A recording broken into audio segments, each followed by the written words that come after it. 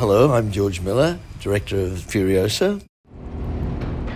At this point in the movie, we've got Furiosa played by Anya Taylor-Joy, and we've got Praetorian Jack played by Tom Burke, arriving at Bullet Farm where they're meant to pick up all these munitions and weapons for this battle. However, when they get to the Bullet Farm, there's something weird going on.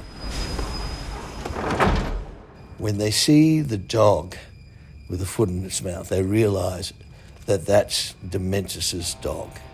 And they know at that moment that Dementus has somehow taken over the Bullet Farm.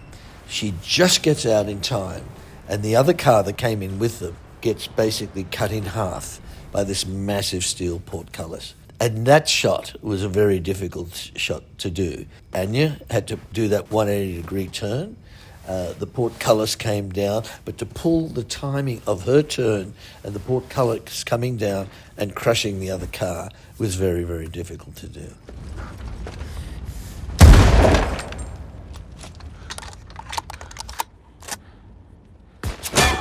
So there's a certain part of this sequence which has no music because the music would be redundant. So it's not scored. The score only arises when it informs what's happening between our two main characters. They have to respond in the moment like all warriors do and get out of this situation.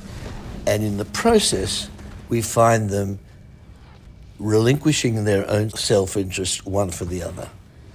What follows is that through their actions, not their words and their promises to each other, but through their actions, that they actually are prepared to give of themselves entirely to the other.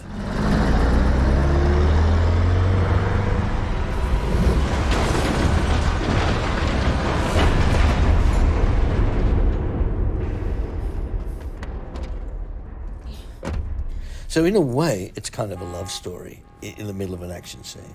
That's always at the heart of every action sequence. It's not all the kinetics and the sound of it. It's all about an interaction of characters. It's character driven, and it's the interplay between the characters that we're most interested in.